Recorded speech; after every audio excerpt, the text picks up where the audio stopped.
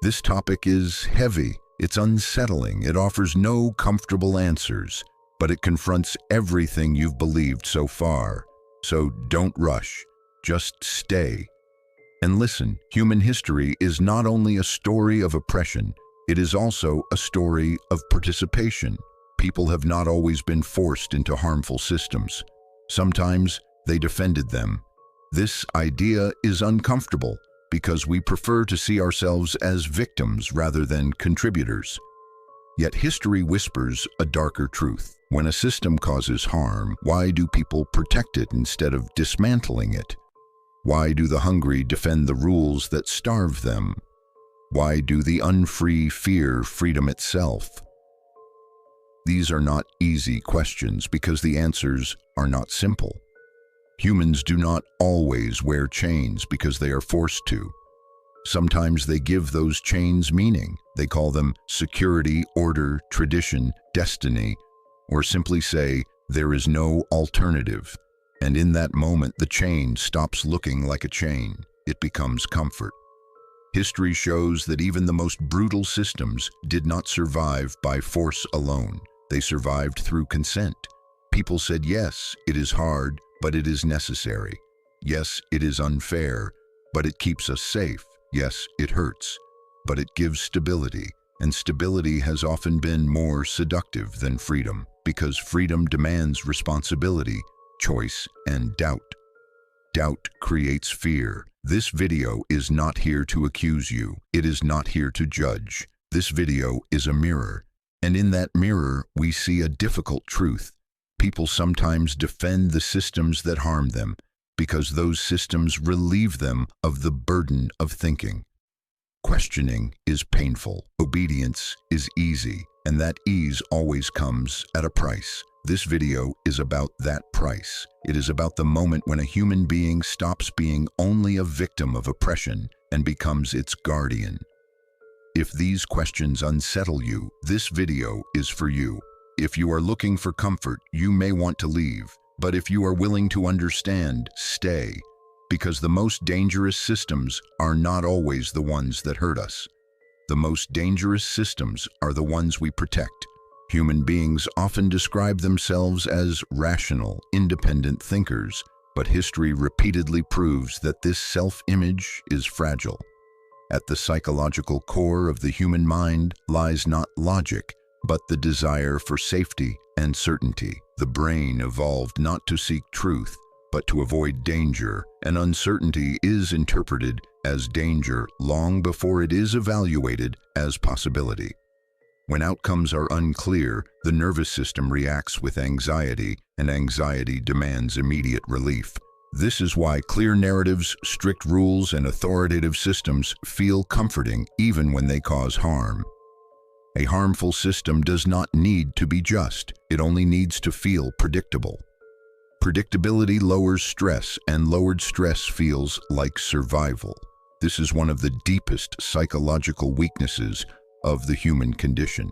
People are not drawn to systems because they are good. They are drawn to them because they reduce mental effort. To question a system requires sustained attention, emotional resilience, and the willingness to live without guaranteed answers. Most people are capable of intelligence, but few are comfortable with uncertainty. Doubt creates internal tension. That tension feels like instability, and instability triggers fear. When fear rises, the mind does not search for truth. It searches for closure. Harmful systems understand this. They offer simple explanations for complex realities. They replace uncertainty with slogans, nuance with binaries, and questions with obedience. Once the world is divided into clear categories, right and wrong, us and them, order and chaos, the psychological burden on the individual disappears. The system absorbs responsibility. Choice is replaced by instruction.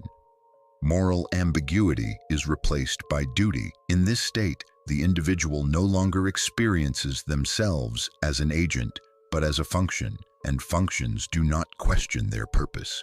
Another psychological vulnerability lies in social belonging. Humans are deeply social organisms. Exclusion once meant death, and the brain still carries that ancient fear. To question a dominant system risks isolation, judgment, and loss of identity. So the mind often chooses belonging over truth. Defending the system becomes a way to defend one's place within the group. Cognitive dissonance strengthens this attachment. When people suffer under a system they support, the mind faces a painful contradiction.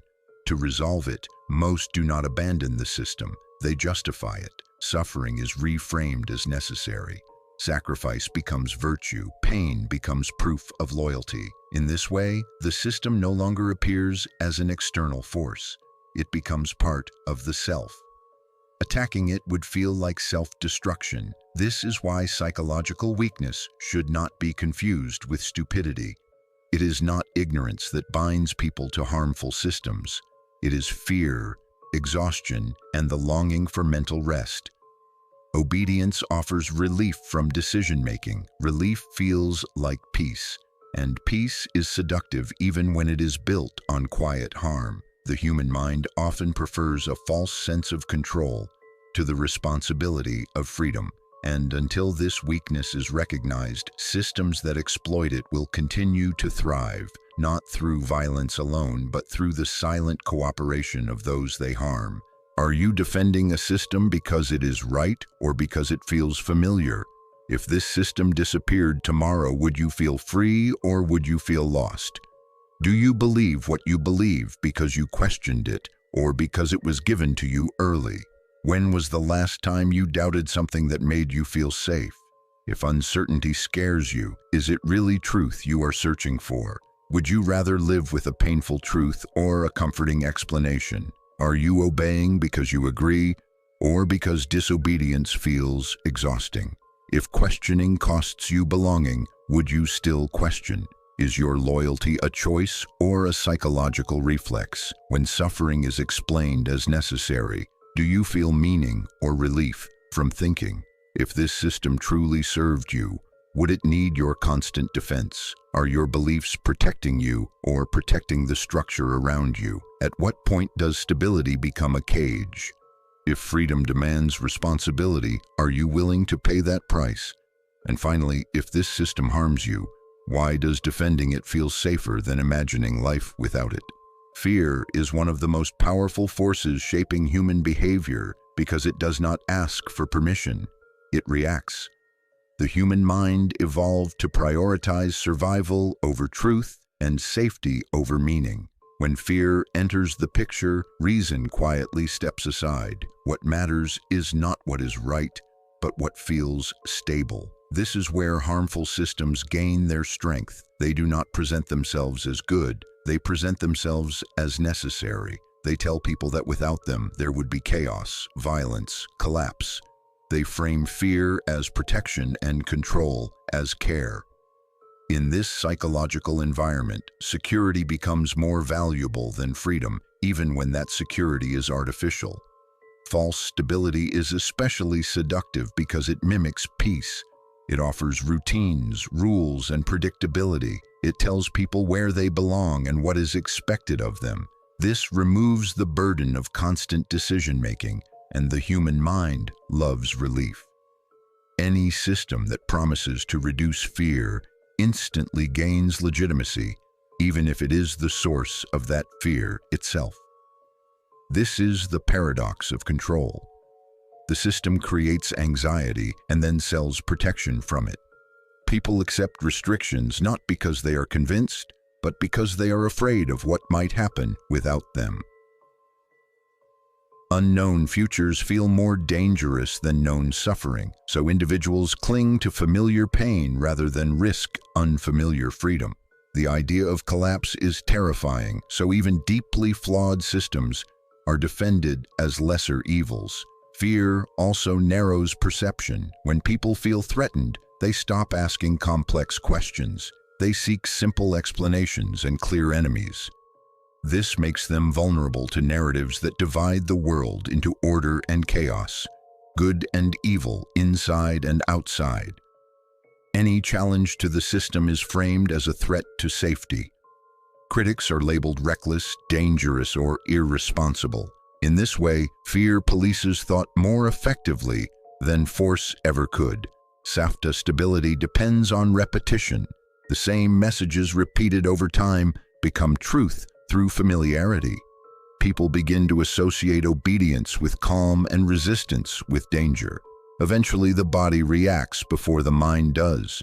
The feeling of safety becomes tied to compliance, and once safety is internalized this way, breaking away feels like stepping into darkness. This is why fear-based systems rarely collapse overnight. They persist because they live inside people. They condition individuals to equate control with survival and uncertainty with death. As long as fear defines safety and safety defines morality, people will continue to protect systems that harm them, not because they are blind, but because they are scared. And fear, when left unexamined, can make even chains feel like shelter. Throughout history, harmful systems rarely survived by force alone. They endured because people remained loyal to them, even when those systems caused suffering. This loyalty did not come from ignorance, but from psychological, emotional, and social pressures that shaped human behavior across centuries. Enslaved populations defended empires that exploited them. Soldiers died for rulers who saw them as expendable. Citizens praised regimes that restricted their freedom because those regimes promised order, identity, and meaning. Loyalty to harmful systems often grew strongest where suffering was normalized. When pain becomes routine, it stops being questioned. People adapt to injustice the same way they adapt to climate or terrain. It becomes part of life, and challenging it feels unnatural. In many empires, from ancient civilizations to modern states, the system presented itself as eternal. To oppose it was to oppose reality itself. This illusion of inevitability discouraged resistance before it even began. History shows that rulers understood this well. They wrapped power in sacred language, divine authority, national destiny, or historical necessity. By doing so, they transformed obedience into virtue and doubt into sin.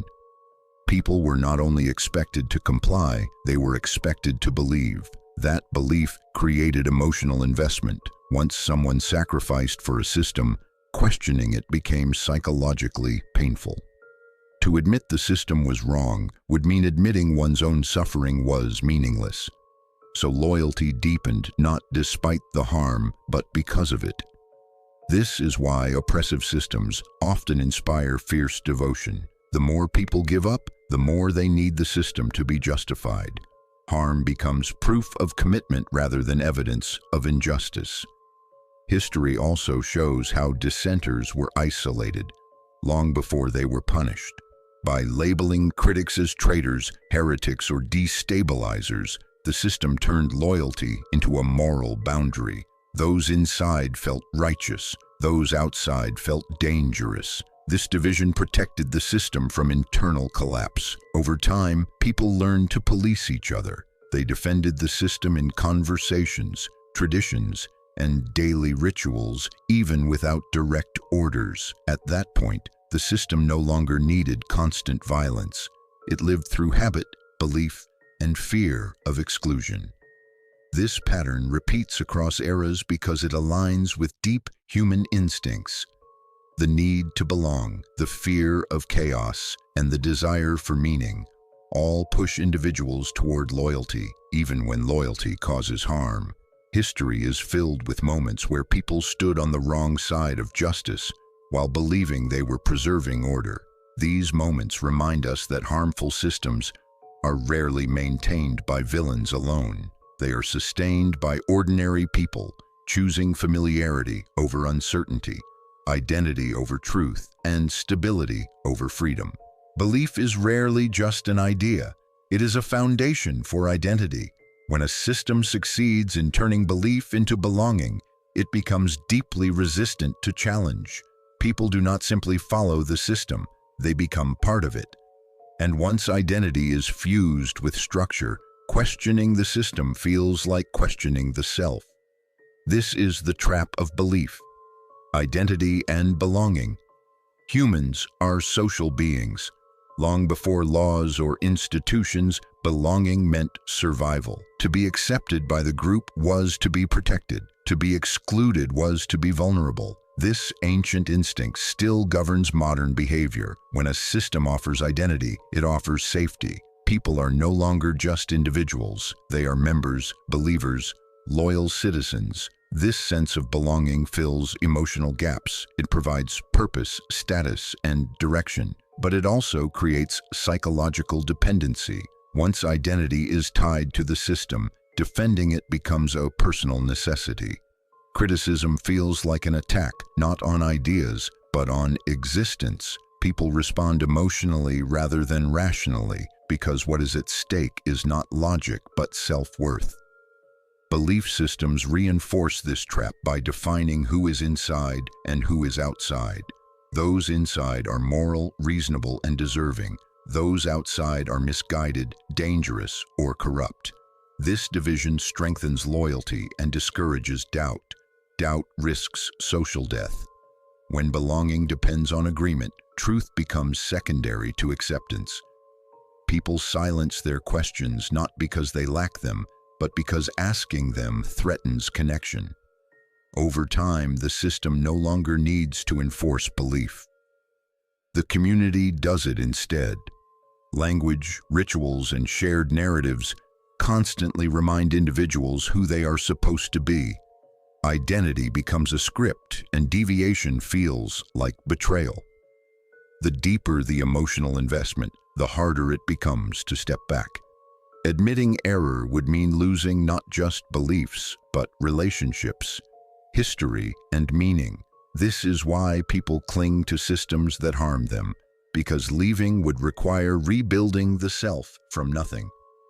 In this way, belief becomes a cage without visible bars. It feels warm, it feels familiar, but it limits growth. As long as identity depends on obedience and belonging depends on silence, harmful systems remain protected, not by force but by the human need to belong.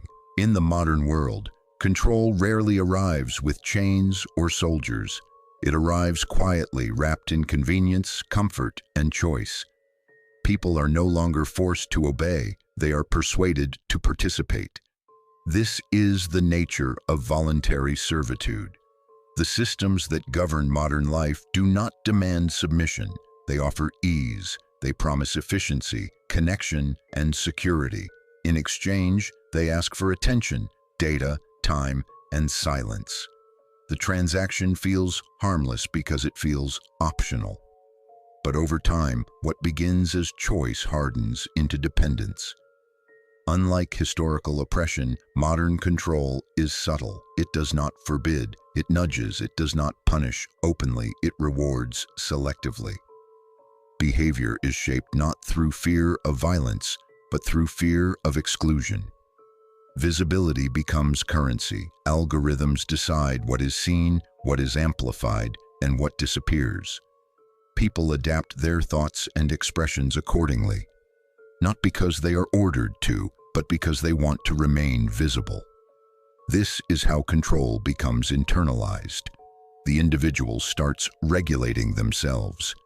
Every click, like, and pause feeds a system that learns how to guide attention more precisely. The mind becomes predictable, and predictability is power. In this environment, freedom is redefined, not as the ability to choose differently, but as the ability to choose within approved boundaries. People feel free because they are constantly choosing, yet rarely questioning the framework of those choices. The illusion of autonomy is maintained through personalization. Everything feels tailored, yet everyone is guided in similar directions. This creates the paradox of modern servitude. People participate willingly in systems that exhaust them, shape their desires, and narrow their thinking. Work becomes identity, busy becomes virtue. Constant stimulation replaces reflection. Silence feels uncomfortable because silence breaks the spell. Voluntary servitude thrives because it does not feel like oppression. It feels like normal life. To resist it requires awareness, restraint, and the courage to step away. But stepping away means losing access, status, and belonging. So most people stay, they scroll, they comply, they adapt, and in doing so, they protect a system that does not need to dominate by force because it is carried forward by consent. The modern world does not imprison bodies, it occupies minds, and as long as control feels comfortable, chains remain invisible. Obedience offers comfort because it removes burden, the burden of thinking, the burden of choosing, the burden of responsibility.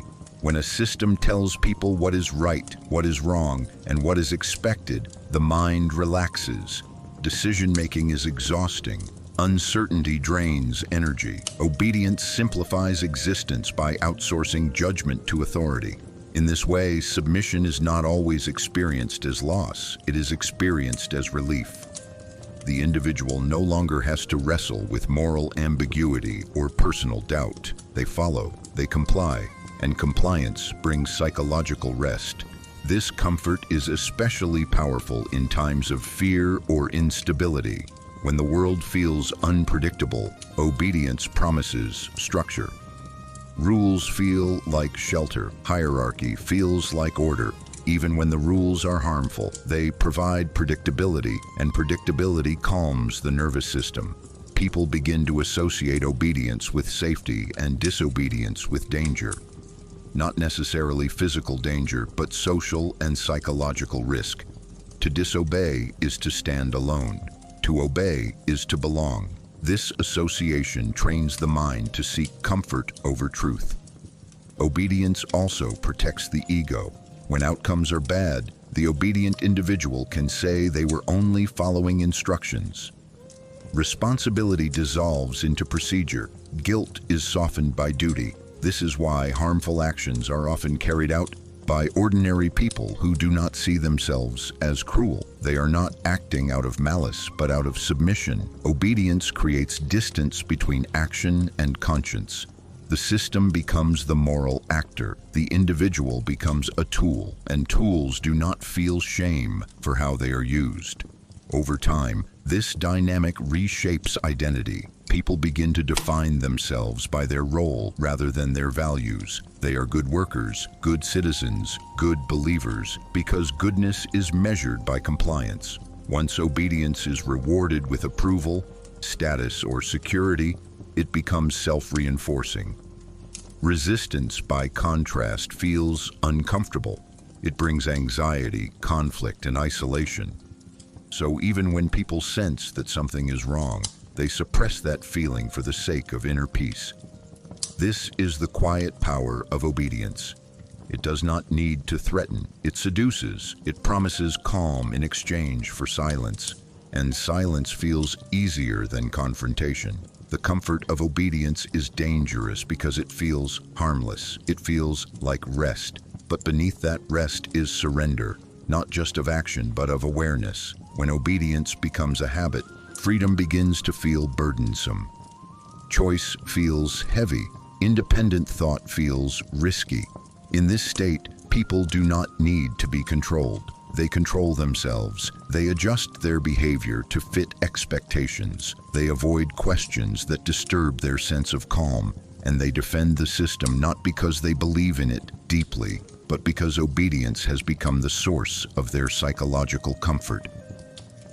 This is how systems endure, not through constant force, but through the human desire to feel safe, to feel accepted, and to feel relieved from the weight of thinking for oneself. Awareness is not a gift without consequences. It comes with a cost that many people are unwilling to pay. To become aware is to lose innocence, comfort, and simplicity. Once you begin to see how systems operate, you can no longer unsee them. The world stops feeling neutral. Every rule, every norm, every expectation begins to carry weight. This constant perception is exhausting because awareness demands engagement. It demands that you notice contradictions, question assumptions, and live with unresolved tension. Unaware people rest more easily. They accept explanations without friction. They sleep inside narratives that protect them from discomfort. The aware mind does not rest so easily. It carries questions into silence. It feels the strain of seeing what others ignore. This creates isolation. When you see beyond a system, you often find yourself alone among those who still believe. Awareness separates. It marks you as different, critical, or dangerous. Not because you are aggressive, but because you disrupt shared illusions. Shared illusions are social glue, and those who threaten them risk exclusion. This is one of the heaviest costs of awareness. Loss of belonging. Furthermore, awareness removes the comfort of moral outsourcing. You can no longer say you did not know. You can no longer hide behind procedure or tradition. Responsibility becomes personal. Every choice feels heavier because it is fully owned. This weight leads many people to retreat back into ignorance, not because they are incapable of understanding, but because they are tired. Awareness also brings grief. You begin to mourn what you once believed. You grieve lost trust, lost certainty, and sometimes lost relationships. The world becomes more complex and less forgiving, yet despite its cost, awareness offers something obedience never can. It offers agency, the ability to choose consciously rather than reactively. It allows for integrity instead of comfort. And although awareness is painful, it is also liberating in a deeper sense. Not because it makes life easier, but because it makes life honest. The cost of awareness is high. It demands courage, endurance, and solitude. But without paying that cost, freedom remains an illusion, and systems that harm will continue to feel normal. The question is not whether awareness hurts. The question is whether the comfort of ignorance is worth the price of surrendering one's inner freedom. Rebellion often feels immoral, not because it is inherently wrong, but because morality itself is shaped by the systems it threatens. From early childhood, people learn that goodness is associated with obedience, politeness, and respect for authority. Rules are framed as protection, and breaking them is framed as danger. This conditioning runs deep. By the time someone considers rebellion, their sense of right and wrong has already been trained to associate order with virtue and disruption with harm. As a result, challenging a system triggers guilt before it triggers reason. The emotional response comes first, logic follows later. Harmful systems reinforce this by moralizing compliance. They present loyalty as responsibility and dissent as selfishness. Rebels are described as reckless, troublemakers, or enemies of stability. This framing makes rebellion feel like an attack on the community rather than a challenge to injustice. People fear that questioning the system will harm others, even when the system itself is causing harm. Morality becomes collective rather than reflective. What feels moral is what preserves cohesion, not what reveals truth. Another reason rebellion feels immoral is because it threatens identity. When someone rebels, they step outside shared values and narratives. This creates discomfort not only for the rebel, but for everyone watching. It forces others to confront doubts they would rather suppress. Condemning rebellion becomes a way to protect one's own sense of righteousness. If the rebel is immoral, then obedience remains good. This psychological defense keeps the moral order intact. Rebellion also exposes responsibility. If the system can be challenged, then continued compliance becomes a choice rather than a necessity. This realization is unsettling. It is easier to label rebellion as wrong than to accept complicity.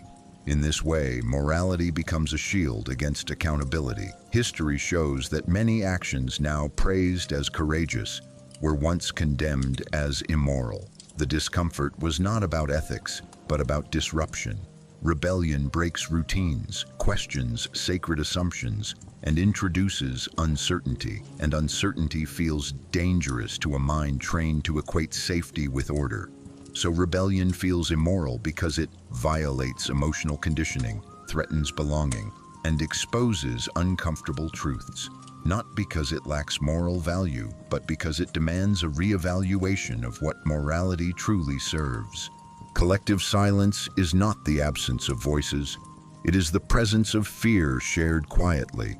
When many people see the same injustice but choose not to speak, the silence itself becomes a system. No one orders it, no one enforces it openly, yet it holds with remarkable strength. Each individual waits for someone else to speak first, and as everyone waits, the silence deepens. This is how harm becomes normalized, not through agreement but through hesitation. People convince themselves that if something were truly wrong, someone would say something.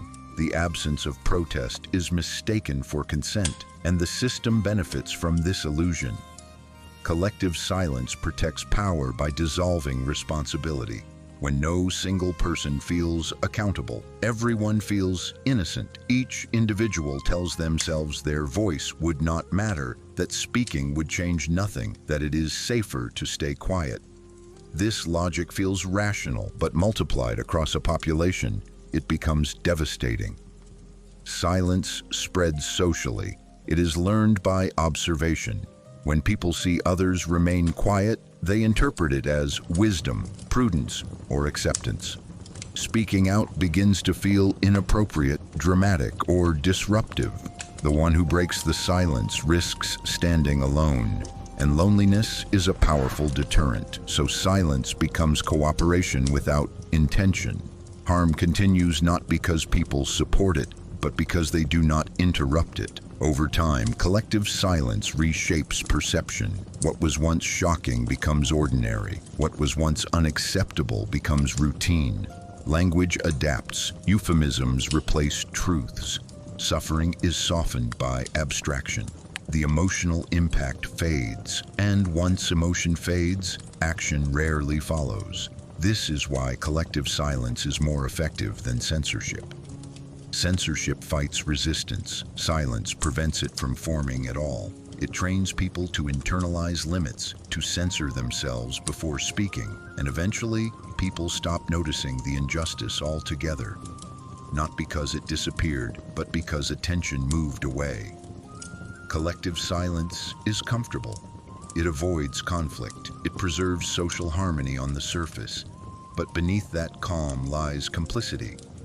History remembers moments when silence was louder than violence because it allowed violence to persist unnoticed. The danger of collective silence is not that people do not care. The danger is that caring becomes private while harm remains public.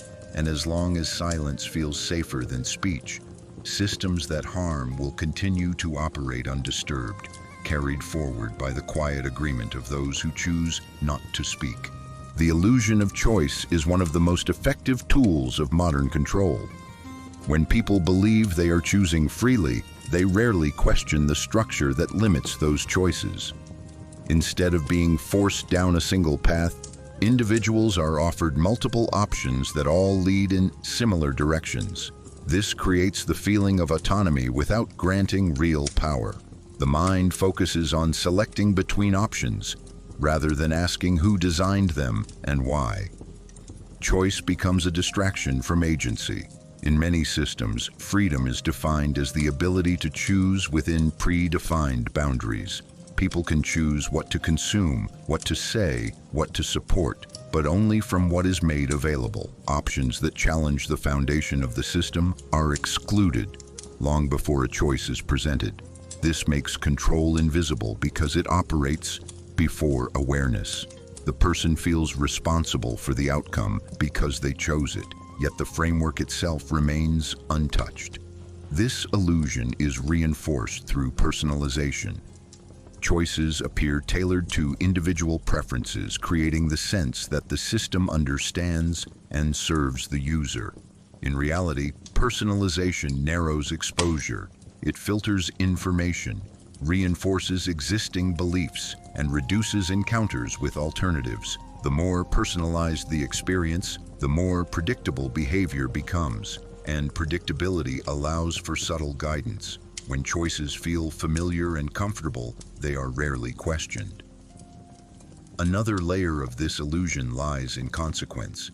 If every choice leads to similar results, choice loses its meaning. People may feel active while remaining powerless. They select between brands, opinions, or identities, while the underlying conditions stay the same.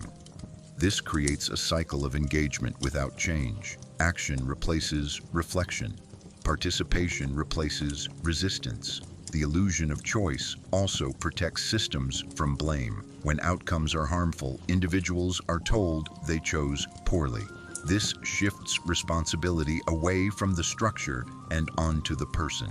Systemic issues become personal failures. In this way, choice becomes a moral burden rather than a liberating force. People blame themselves instead of questioning the system.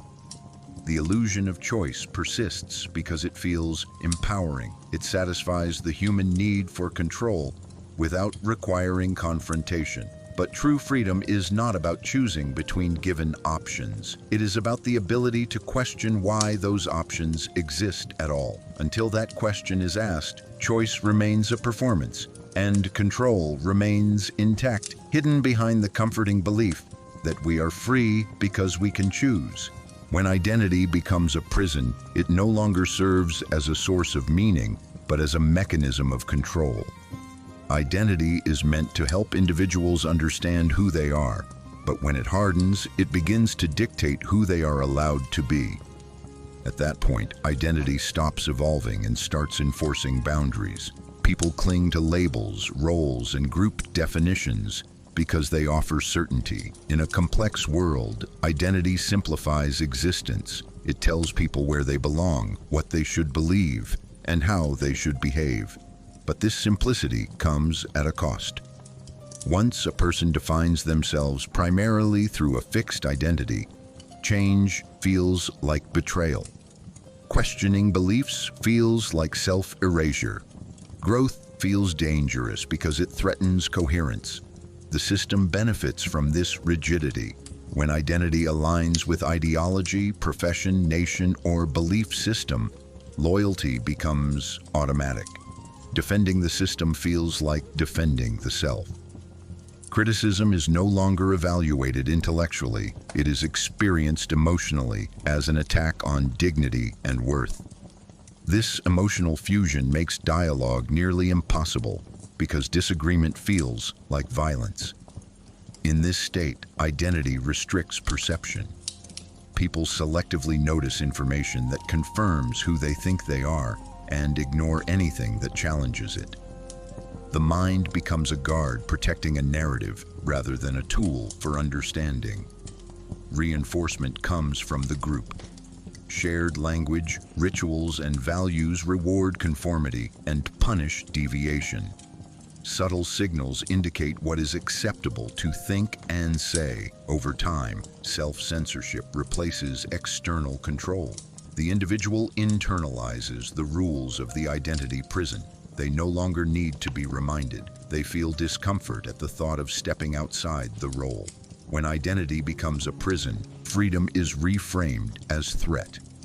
To leave the identity would mean losing community, status, and meaning. It would mean facing uncertainty alone.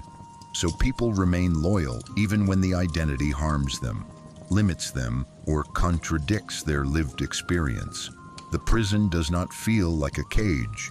It feels like home. This is why identity-based systems endure. They do not rely on force, they rely on attachment. As long as people believe they are their identity and not more than it, they will defend the walls that confine them. And the tragedy is not that identity exists, but that it is mistaken for the entirety of the self. When that happens, the path to freedom is not blocked by locks, but by fear of losing who one believes they are. Shame is one of the most effective instruments of social control because it works from the inside. Unlike fear, which threatens from the outside, shame reshapes how individuals see themselves. When shame is activated, people do not feel that they have done something wrong. They feel that they are something wrong. This distinction is crucial.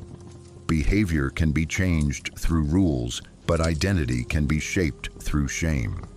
Social systems understand this deeply. They embed expectations into norms, and when those norms are violated, shame enforces compliance without the need for punishment. People internalize the gaze of others. They imagine judgment even in silence.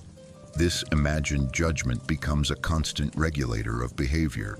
Shame thrives in visibility. When societies establish standards of normality, success, morality, or loyalty, any deviation becomes a risk to social standing. People learn quickly which thoughts, questions, or behaviors lead to ridicule or exclusion. As a result, they begin to censor themselves. The most powerful aspect of shame is that it recruits the individual into their own surveillance.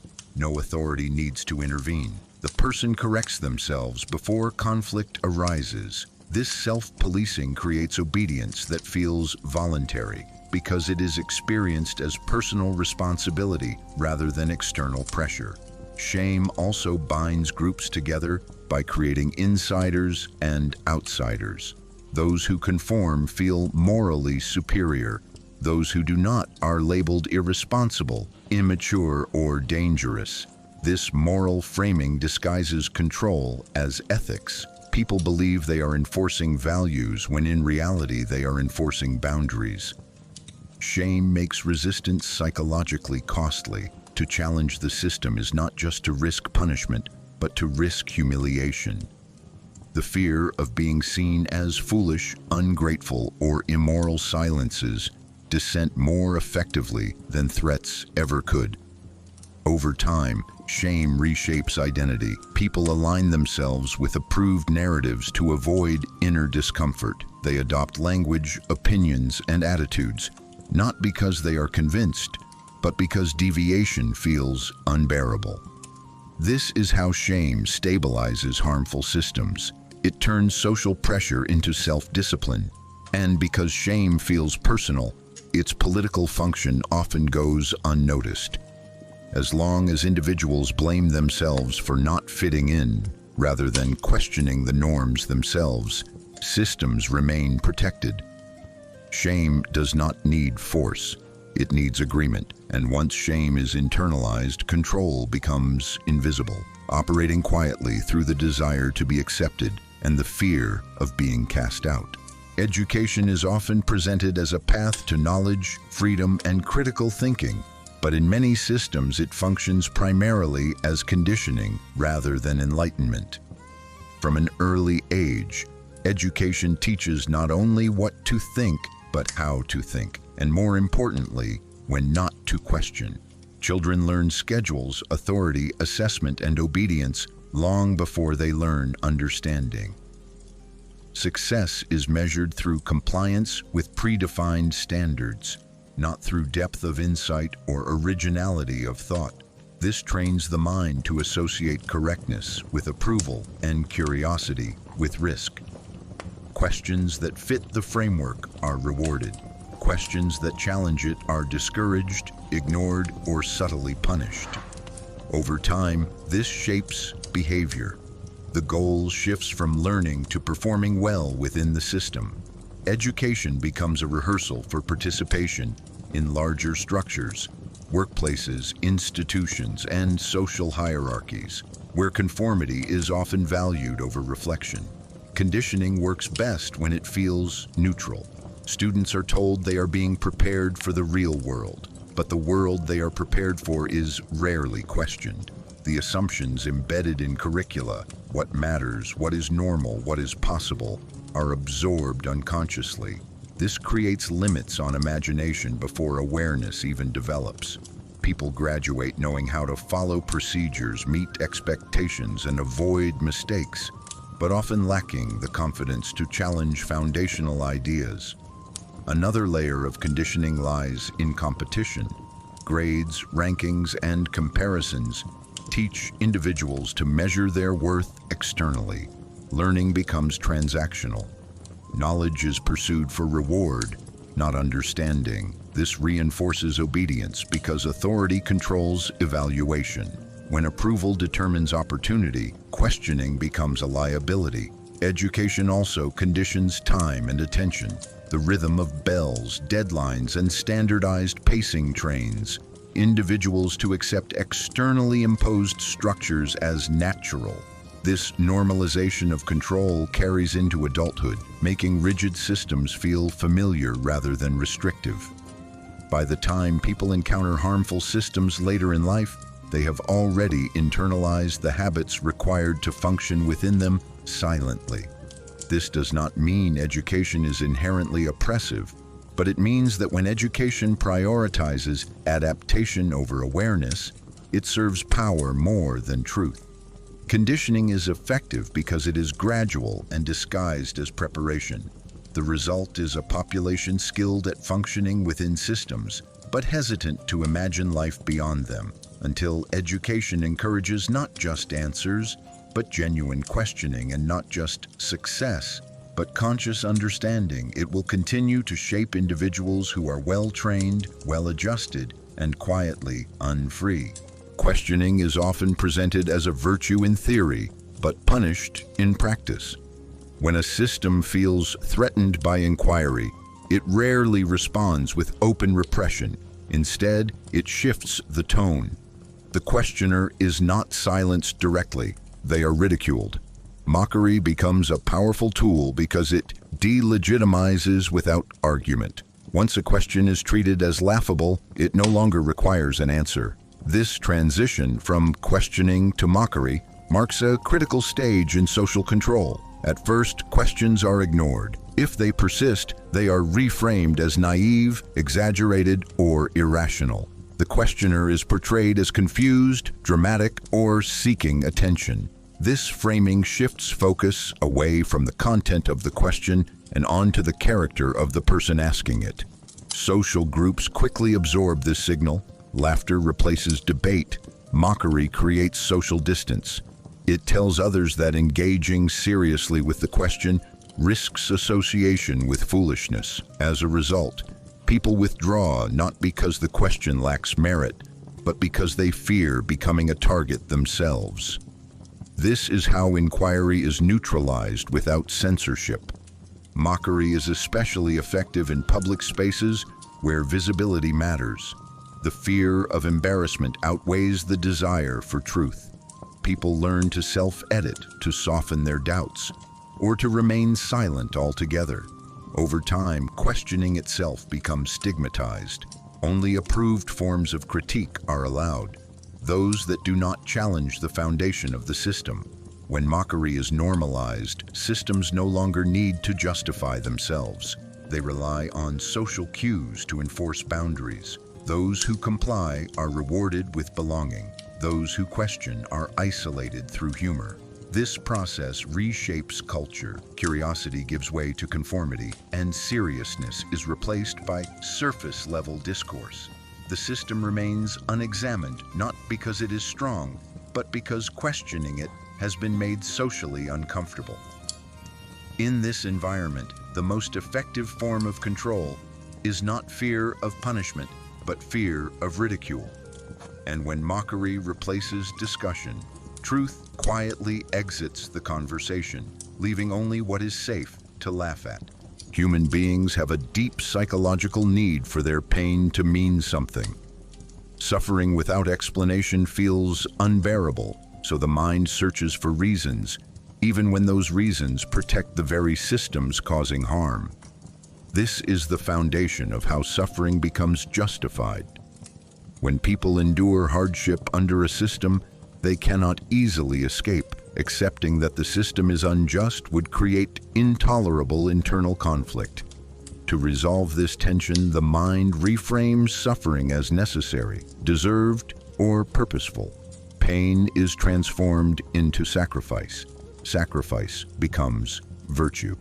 This psychological shift allows individuals to preserve a sense of dignity while remaining within harmful structures. Justifying suffering reduces cognitive dissonance. If the pain is meaningful, then endurance is noble rather than tragic. This reframing protects the self from despair, but it also protects the system from scrutiny. Over time, people begin to defend the conditions that harm them, because admitting those conditions are wrong would invalidate their past endurance. The longer someone suffers, the stronger the need to believe the suffering was not in vain.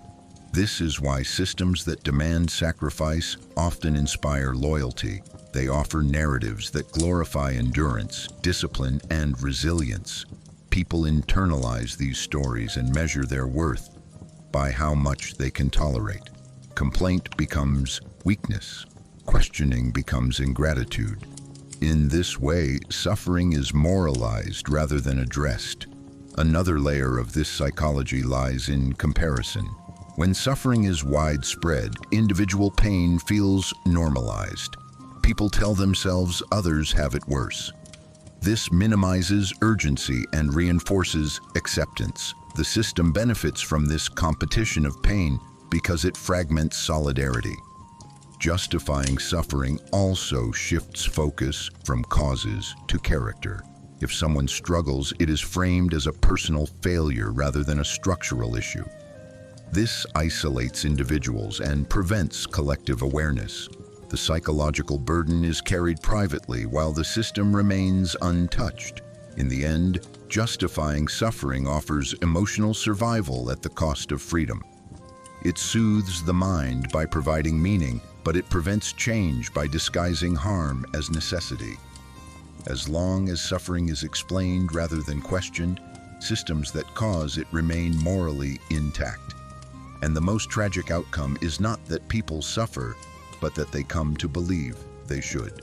When law replaces morality, obedience becomes more important than conscience, and legality begins to stand in for justice. Laws are meant to reflect ethical principles, but when systems grow rigid, the relationship reverses. What is legal is assumed to be right, and what is illegal is assumed to be wrong, regardless of harm. This shift is dangerous because it transfers moral responsibility away from individuals and into abstract rules. People stop asking whether an action is just and ask only whether it is permitted. The law becomes a moral shield, allowing individuals to participate in harmful actions while feeling innocent. They tell themselves they followed the rules, that they did what was required, that responsibility lies elsewhere. In this way, law simplifies ethics. It removes ambiguity, and ambiguity is uncomfortable. When morality is internal, it demands reflection, empathy, and courage. When morality is externalized into law, it demands compliance. This is why systems prefer law over conscience. Laws can be enforced uniformly, morality cannot. History is filled with examples of legal systems that upheld slavery, segregation, discrimination, and violence, while ordinary people participated without seeing themselves as immoral. The law gave permission, and permission felt like absolution. Once legality replaces morality, questioning becomes deviance. Those who resist unjust laws are framed as criminals rather than moral agents. The focus shifts from harm to order, from suffering to stability. This inversion protects systems by redefining wrongdoing as disobedience rather than injustice. People begin to fear breaking rules more than causing harm because the consequences are clearer. The punishment for illegality is immediate. The consequences of immorality are abstract. When law becomes the primary moral reference point, ethical reasoning atrophies. People lose the habit of asking whether something should be done. They ask only whether it can be done. This creates societies that function efficiently while causing quiet damage, where cruelty can be organized, bureaucratized, and justified through procedure. The most dangerous aspect of this shift is not that laws exist, but that they are mistaken for ethics. When morality is reduced to compliance, systems gain immense power because they no longer need to convince, they only need to legislate. And as long as people equate legality with goodness, harm can persist indefinitely, hidden behind the comforting certainty of rules. What is unacceptable rarely becomes normal overnight. It enters slowly through repetition, justification, and gradual adjustment. At first, it shocks, then it unsettles, and eventually it blends into the background of everyday life. This is how harmful systems survive. They do not demand acceptance all at once. They introduce small compromises, minor exceptions, temporary measures. Each step feels tolerable in isolation, but together they redraw the boundaries of what is considered normal. People adapt faster than they realize. The human mind is remarkably flexible when it comes to survival. Once something becomes routine, it stops triggering emotional alarm. What once felt wrong begins to feel inevitable. Language plays a crucial role in this process. Unacceptable actions are renamed. They are softened through euphemisms and technical terms. Harm becomes policy. Control becomes security. Exclusion becomes regulation. By changing the words, the emotional weight is reduced. People no longer react to the reality, they react to the label. This linguistic distance allows individuals to participate without fully confronting the consequences. Normalization is reinforced by comparison. When worse scenarios are constantly invoked, current harm appears reasonable. People are told it could be worse, that this is the lesser evil, that sacrifices are necessary. This framing shifts attention away from what should be questioned and toward what should be endured. As long as something is not the worst imaginable, it becomes acceptable enough. Social reinforcement completes the process. When others accept the unacceptable, it feels safer to follow than to resist. Deviation stands out more than conformity, so people adjust their moral compass to align with the group. What is normalized is no longer debated, it is assumed, and once assumption replaces reflection, change becomes difficult. The most dangerous aspect of normalization is that it numbs moral sensitivity. People stop noticing gradual erosion. They wake up one day inside a reality they would have rejected if it had arrived suddenly. Harm persists not because people agree with it, but because they have learned to live around it. Normalizing the unacceptable is not an act of cruelty, it is an act of adaptation, and adaptation, when left unexamined, can turn almost anything into normal life. As long as harm arrives quietly and consistently, it can become invisible, and invisible harm is the easiest to protect. The myth of "there is no alternative" is one of the most powerful narratives used to protect harmful systems. It does not argue that the system is good, it argues that it is inevitable. This distinction matters because inevitability shuts down imagination more effectively than force ever could. When people are told there is no alternative, they stop evaluating, they stop comparing, they stop dreaming. The system no longer has to justify itself. It only has to present itself as reality. This myth works by framing the present arrangement as natural, unchangeable, or the final stage of progress. Any suggestion of a different way is dismissed as naive, utopian, or dangerous. The past is rewritten to show that every attempt at change failed. The future is painted as chaos if the system is questioned. In this way, possibility itself becomes threatening. When no alternative is imaginable, obedience feels rational. Resistance feels irresponsible. People are not convinced, they are cornered. The myth also shifts responsibility. If there is no alternative, then suffering is unfortunate but unavoidable. Pain becomes a fact of life rather than a consequence of choices. This removes moral urgency and replaces it with resignation. People learn to adapt instead of challenge. They invest energy in coping strategies rather than transformation. The system benefits from this exhaustion because tired minds rarely rebel. Another layer of this myth is comparison. Alternatives are not examined honestly, they are caricatured. Extremes are presented as the only other options. This false binary traps thought between acceptance and fear.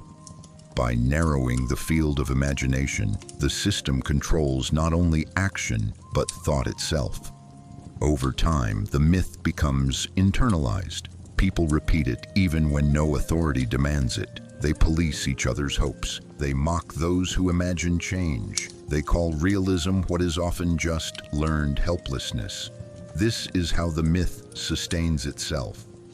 It does not need enforcement. It lives in language, habits, and expectations. The danger of "there is no alternative" is not that it is persuasive, but that it feels obvious. Once accepted, it turns the present into a prison without walls. As long as people believe there is no other way, any way will be tolerated. And the most radical act in such a system is not rebellion but imagination.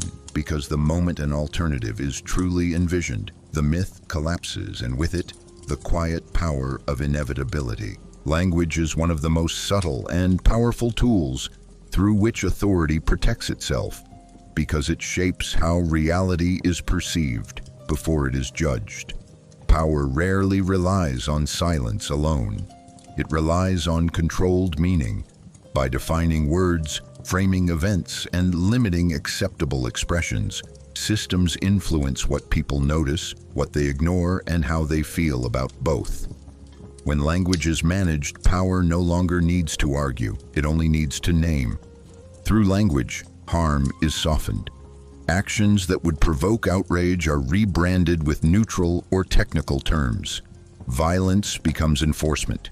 Exploitation becomes efficiency. Surveillance becomes safety.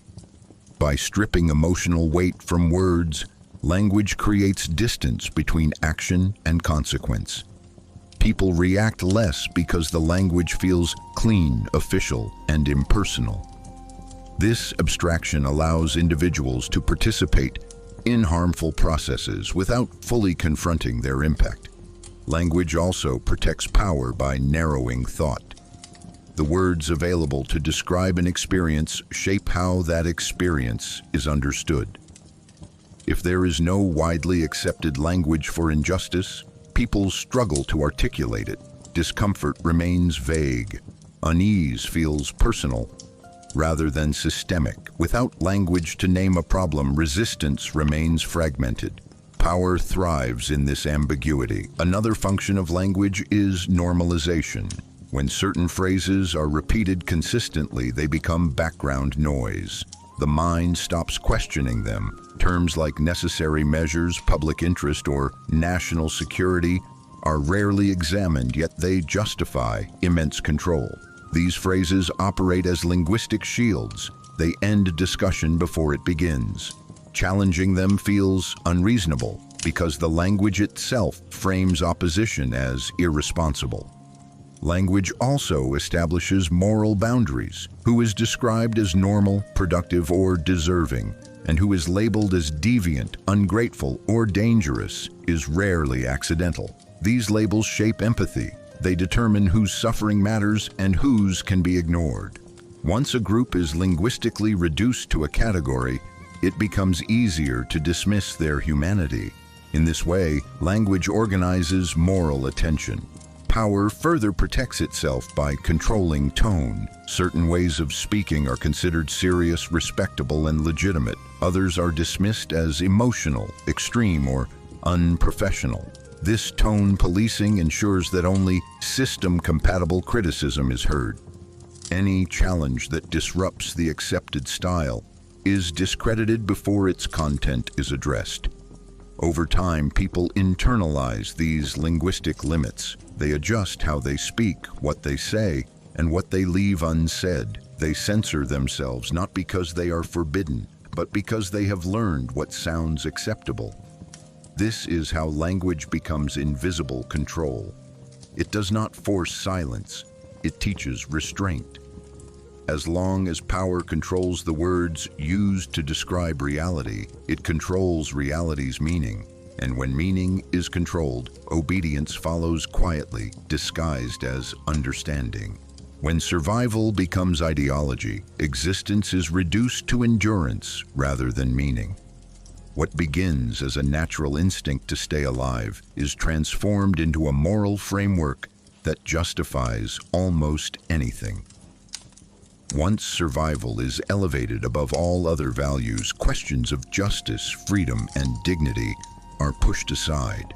People are told that as long as they are surviving, the system must be working. This logic is powerful because it appeals to fear. Survival feels urgent, it feels unquestionable. But when survival becomes the highest good, it becomes a tool of control. Systems frame their demands as necessities. They claim sacrifice is required, that suffering is unavoidable, that resistance risks collapse. In this environment, any critique is dismissed as dangerous idealism. People are taught that questioning the system threatens survival itself. So obedience becomes moral and dissent becomes reckless. Survival ideology narrows imagination. It reduces human potential to basic continuation rather than fulfillment. People stop asking how they want to live and focus only on how to endure. The future shrinks into short-term stability. Long-term harm is tolerated because immediate survival dominates concern. This creates populations willing to accept exploitation, inequality, and control. As long as life continues in some form, the system benefits because it never has to promise flourishing, only persistence. When survival becomes ideology, responsibility shifts away from those in power. If people are alive, the system is declared successful. Any suffering is reframed as the price of existence rather than the result of choices. This absolves authority and places the burden on individuals to adapt, resist quietly, or endure silently. Over time, this ideology reshapes identity. People begin to see themselves not as agents, but as survivors. Resilience replaces hope, endurance replaces imagination, and once people define themselves by survival alone, they will defend the very structures that exhaust them, because those structures are framed as the reason they are still standing. The tragedy of survival as ideology is that it convinces people that staying alive is the same as living. And as long as that belief holds, power can demand almost anything, as long as it allows people to continue breathing within the limits it sets. Obedience feels comfortable because it removes weight from the mind. The weight of choice, the weight of responsibility, the weight of uncertainty. When a system clearly defines what is allowed, what is forbidden, and what is expected, life becomes simpler. Decisions no longer feel personal, they feel procedural. This shift brings relief. Uncertainty is one of the greatest sources of psychological stress, and obedience promises protection from it. By following rules, people avoid the anxiety of moral ambiguity. They do not have to ask whether something is right. They only have to ask whether it is permitted. This reduction of complexity feels like safety, even when it comes at the cost of freedom. Obedience also offers emotional shelter. In chaotic or unstable environments, structure feels reassuring. Hierarchy feels predictable. Routines feel calming. The human nervous system relaxes when outcomes seem controlled. Harmful systems exploit this response. They do not need to convince people that obedience is good.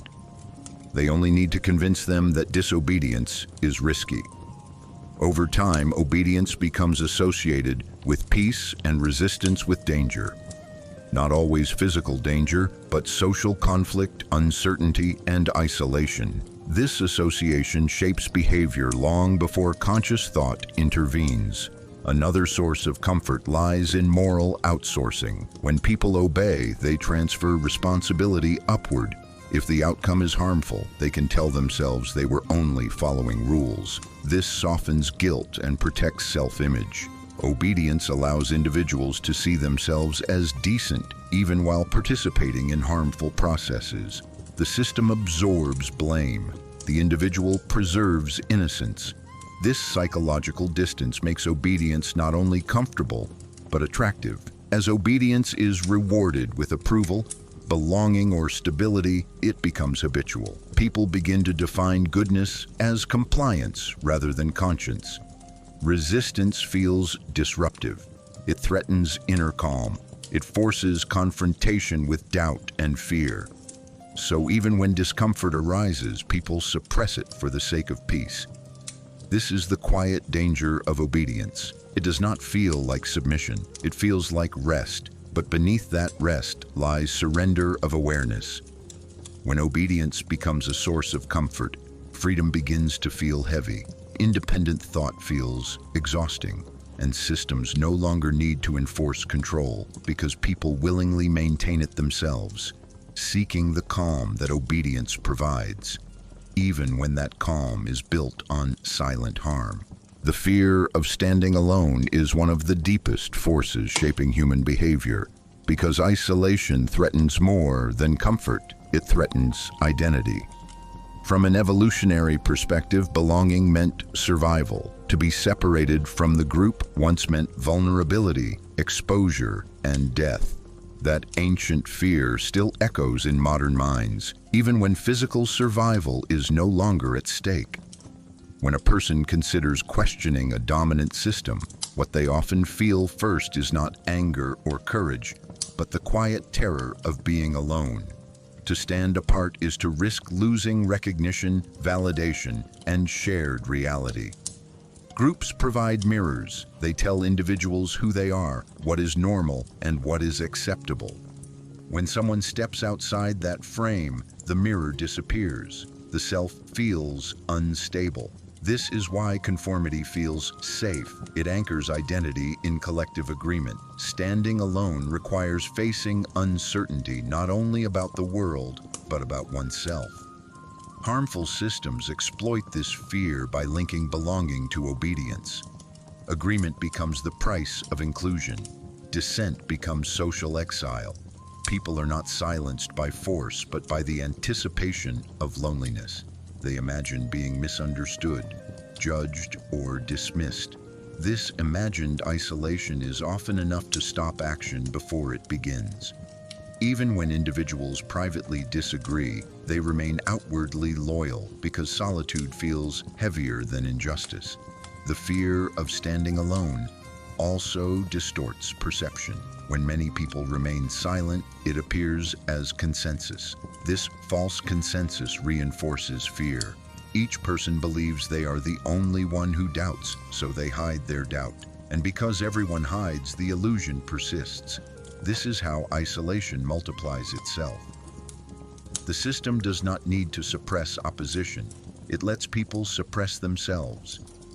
Standing alone also demands strength that few are taught to cultivate. It requires internal validation, the ability to tolerate disapproval, and the courage to exist without immediate affirmation. Most social structures do not reward these traits. They reward alignment. So people learn to equate goodness with agreement and morality with numbers. The lone dissenter feels wrong simply because they are alone. This emotional pressure is immense, and yet history shows that change almost always begins in isolation. Before movements form, before voices multiply, there is always someone who stands alone first. The fear is real, but so is its cost. As long as standing alone feels more dangerous than standing for truth, systems that harm will remain protected by crowds of people who disagree quietly but comply together. Conformity is rarely enforced through punishment alone. It is encouraged through reward. Systems understand that people are more easily guided by incentives than by fear.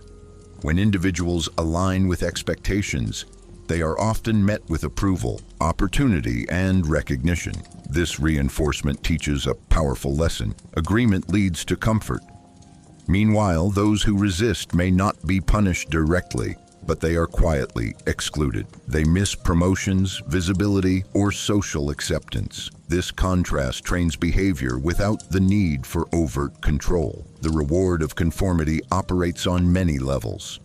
At a social level, conforming individuals receive validation. They are seen as reasonable, mature, and responsible.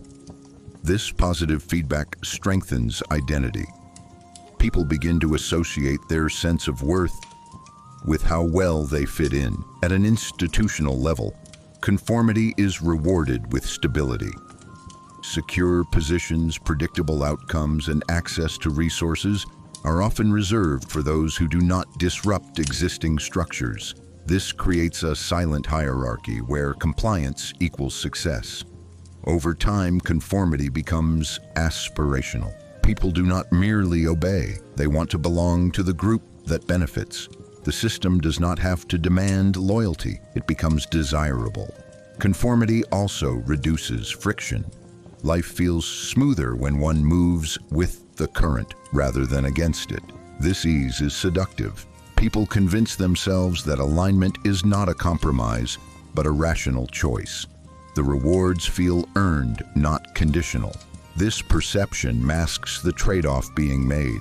While conforming brings short-term comfort, it narrows long-term possibility. As people adjust their beliefs and behavior to maintain rewards, they slowly lose the capacity to imagine alternatives. The system remains unchallenged, not because it is flawless, but because challenging it carries hidden costs. When conformity is consistently rewarded and questioning is quietly penalized, people learn what is valued without being told. The most effective control is not coercion, but attraction. By making compliance profitable, power ensures its own stability, carried forward by those who believe they are simply succeeding on their own terms. When people cannot escape a system, defending it often becomes a psychological necessity rather than a conscious choice. Being trapped creates an unbearable tension. If a system is harmful and there is no clear way out, acknowledging that harm fully would mean living in constant despair. To survive emotionally, the mind adapts, begins to reinterpret the system in less threatening terms. What cannot be changed is reframed as acceptable. What cannot be escaped is reframed as necessary. This is not loyalty, it is self-protection. When escape feels impossible, criticism feels dangerous. Not because it changes reality, but because it deepens suffering. By defending the system, people soften the pain of powerlessness. They convince themselves that things are not as bad as they seem, that the system has benefits, that the alternatives would be worse. This justification restores a sense of control. Even if that control is only mental, defense becomes a coping mechanism. The longer someone remains trapped, the stronger this mechanism grows. Time invested becomes emotional evidence. Admitting the system is unjust would mean admitting years of endurance were wasted. So people double down. They protect the structure that confines them, because dismantling it in thought would collapse their sense of meaning. This is why criticism from outsiders often triggers anger. It threatens the fragile balance that allows survival. The outsider can leave, the insider cannot. So the insider defends, not because they believe deeply, but because belief is less painful than despair. Defending the inescapable also restores dignity. To admit powerlessness feels humiliating. To frame endurance as choice feels empowering. People say they stay because they agree, not because they must. This illusion of agency preserves self-respect, but it also locks them in place. History shows this pattern everywhere. Workers defending exploitative systems, citizens justifying authoritarian rule, individuals rationalizing environments that drain them. The defense is not irrational, it is human. When escape is blocked, alignment feels safer than resistance. And as long as people are forced to adapt rather than choose, systems gain their strongest shield. Not fear, but rationalization. The tragedy is that the mind's attempt to survive can end up protecting the very conditions it longs to escape. Fear rarely controls people forever on its own. It is too exhausting. To persist, it must transform into something quieter. This transformation happens when fear becomes habit. At first, behavior is shaped by anxiety. People comply because they are afraid of consequences, punishment, exclusion, instability. Each decision carries tension. Each act of obedience feels deliberate. Over time, however, the nervous system adapts. What was once frightening becomes familiar, and familiarity dulls emotional response. Actions repeated under fear gradually lose their urgency. They become routine. Once fear fades into habit, control becomes efficient. People no longer feel afraid, they feel normal. The system no longer needs to threaten because behavior continues automatically. Habits operate below conscious awareness. They bypass reflection. When obedience becomes habitual, it is no longer questioned. The individual stops remembering why they comply. They only know that this is how things are done. This is the most stable form of control because it does not rely on constant pressure. Fear trains the behavior. Habit maintains it. This shift also changes identity. What begins as survival becomes character. People start describing themselves as practical, realistic, or just doing what everyone does. They confuse adaptation with agreement. The system benefits because resistance now feels strange, even dangerous. Not because of fear, but because it breaks routine. Habit creates comfort. The body relaxes into repetition, and comfort discourages reflection. The longer a habit persists, the harder it is to imagine alternatives because imagination requires interruption. This is why oppressive systems often endure long after the original threat disappears. The fear that created obedience may fade, but the behavior remains. Habits outlive their causes. They continue silently passed down through norms, rituals, and expectations. From fear to habit is the final stage of internalized control. At this point, people are not forced, they are trained. And training is far more durable than fear because it becomes part of everyday life, carried forward without resistance, question, or awareness. Conformity is sustained less by threat than by reward. Systems quickly learn that approval, access, and recognition guide behavior more effectively than punishment. When people align with expectations, they are met with subtle benefits. Acceptance, visibility, opportunity. These rewards feel natural, even deserved, so the exchange goes unnoticed. Agreement appears to lead to progress, while deviation quietly stalls advancement. This contrast teaches behavior without explicit rules. At a social level, conformity is rewarded with belonging. People who fit the dominant narrative are seen as reasonable, stable, and mature. This validation feeds identity. Individuals begin to equate being accepted with being right. At an institutional level, conformity is rewarded with security. Predictable careers, steady income, and protected status are more accessible to those who do not challenge the structure. The system does not need to silence critics aggressively. It simply advances others instead. Over time, conformity becomes aspirational. People don't just obey, they aim to align. The rewards make compliance feel like success rather than compromise. This reframing is powerful. It masks the cost of conformity by presenting it as common sense. The ease of moving with the system feels efficient, responsible, and practical. Resistance, by contrast, appears risky and unnecessary. When rewards accumulate, they also create dependence. People invest their identity in what the system gives them. To question the system would threaten not only comfort, but status and self-worth. So they defend it, not out of belief, but out of self-preservation. The most effective reward of conformity is psychological. The relief of not standing out, not struggling alone, not risking loss. By making alignment profitable, power secures loyalty without coercion.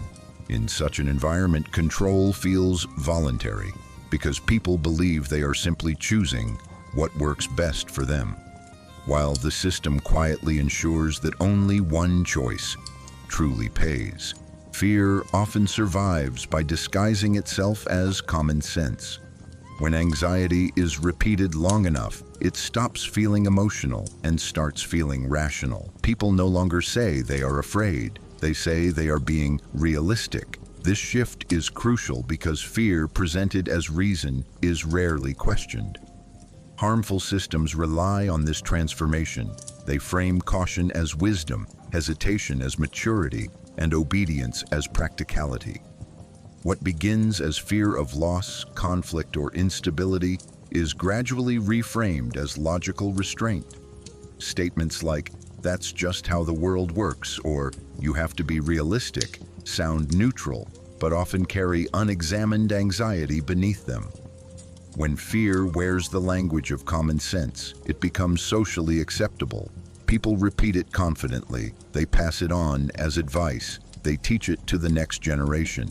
This normalizes limitation without ever naming it as fear. Those who question the system are then framed as reckless, naive, or idealistic, not because their ideas are flawed, but because they disrupt the emotional comfort built around caution.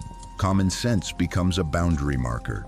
It defines what is thinkable and what is dismissed. Before any debate begins, the terms are already set. Over time, this disguised fear shapes identity. People begin to see themselves as sensible adults because they avoid risk.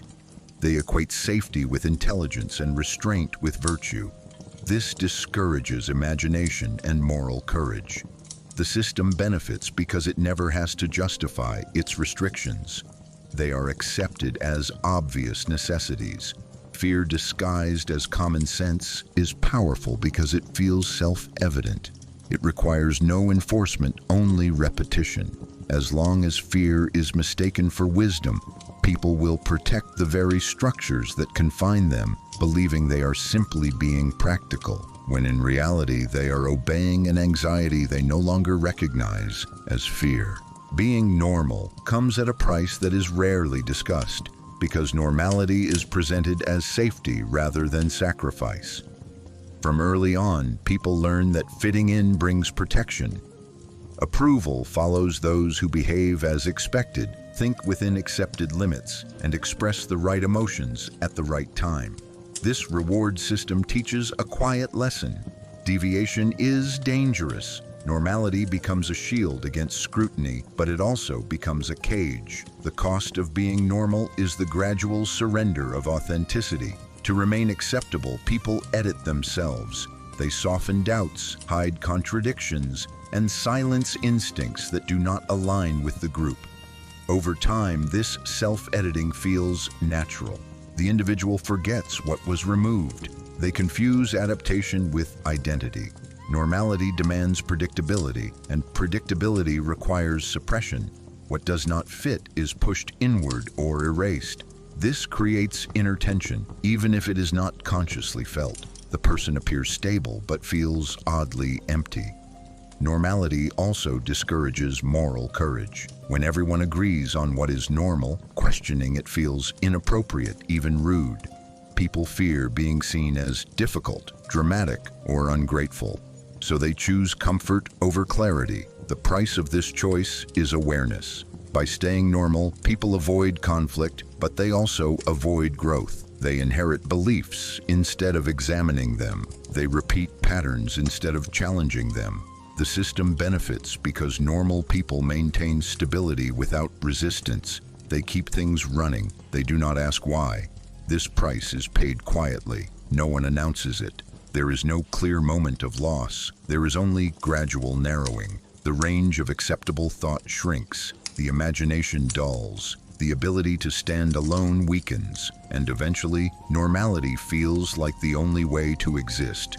The tragedy is that being normal feels safe, but it often requires giving up the parts of oneself that could imagine something better. As long as normality is treated as virtue, those who question it will seem strange. And as long as that is true, systems that rely on conformity will remain protected, not by force, but by the high cost people are willing to pay just to be seen as normal. Endurance becomes a virtue when suffering is no longer questioned, but praised. When systems cannot eliminate pain, they often redefine it. They frame endurance as strength, patience as morality, and tolerance of hardship as character. This shift is subtle but powerful. It transforms structural harm into personal achievement. People are taught that those who endure without complaint are admirable, while those who question are weak or ungrateful. This moral framing discourages resistance without the need for force. If suffering is virtuous, then challenging its source feels shameful. When endurance is elevated, attention moves away from causes and toward behavior. The focus becomes how well individuals tolerate pain, not why the pain exists. This benefits systems that rely on continuous strain. They no longer have to improve conditions. They only have to celebrate resilience. Endurance becomes a badge of honor, a measure of worth. People begin to compare how much they can survive. They compete in sacrifice. This normalizes exhaustion and reframes damage as dedication. Over time, people internalize this value. They push themselves beyond healthy limits. They silence their own discomfort. They interpret burnout as failure of character rather than evidence of injustice. The system remains intact because critique is replaced by admiration for those who cope best. This virtue of endurance also isolates individuals. Suffering is endured privately, not shared collectively. Complaint feels like weakness. Solidarity dissolves into individual toughness. As long as endurance is moralized, systems that cause harm are protected from scrutiny. The greatest danger of this mindset is that it confuses survival with goodness. Just because someone can endure does not mean they should have to. When endurance becomes a virtue, people stop asking whether a system is humane. They ask only whether they are strong enough to survive it. And in that shift, the line between resilience and resignation quietly disappears. When endurance becomes a virtue, suffering is no longer treated as a problem to be solved, but as a quality to be admired. Systems that cannot justify the harm they produce often survive by reframing that harm as character building. Pain is no longer evidence of failure. It becomes proof of strength. People are praised for lasting longer, for complaining less, for adapting more. This moral shift is powerful because it turns structural pressure into personal responsibility. If endurance is good, then those who struggle are not victims. They are lacking. People learn to measure their worth by how much they can tolerate. They internalize the belief that difficulty is normal and exhaustion is honorable. When endurance is celebrated, attention shifts away from causes and toward behavior. The question is no longer why conditions are harsh, but whether individuals are resilient enough to handle them. This benefits systems that rely on constant strain because criticism is replaced with admiration for those who cope best. Suffering becomes individualized and competitive. People compare their limits instead of questioning why limits are being pushed at all. Complaint is framed as weakness. Resistance is reframed as entitlement. Silence becomes maturity. Over time, this mindset reshapes identity. People begin to suppress signals of harm. They ignore burnout. They reinterpret damage as growth. The system remains untouched because pain has been moralized. The most dangerous aspect of this transformation is that it confuses survival with virtue. Just because someone can endure does not mean they should have to. When endurance becomes a virtue, inhuman conditions are normalized, and questioning them feels immoral. In that moment, resilience stops being a strength and becomes a leash, keeping people moving forward in systems that exhaust them, while convincing them that enduring the harm is not only necessary, but good. The fear of being wrong is one of the quietest yet strongest forces that keeps people loyal to harmful systems. Being wrong is not just an intellectual mistake. It threatens identity, self-worth, and social standing. To admit error means admitting that past choices, beliefs, and sacrifices may have been misguided. For many people, this realization feels more painful than continuing to endure harm.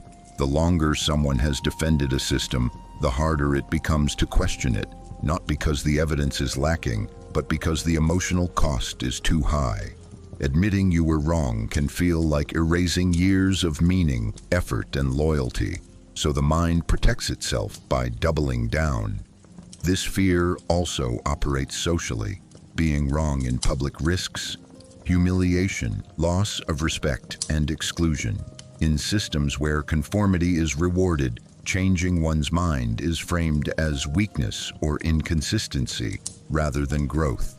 People learn that certainty is valued more than honesty, confidence more than reflection. As a result, they cling to positions even when doubts arise, not to protect truth, but to protect dignity. The fear of being wrong turns belief into armor. Once worn, it becomes heavy, but removing it feels dangerous.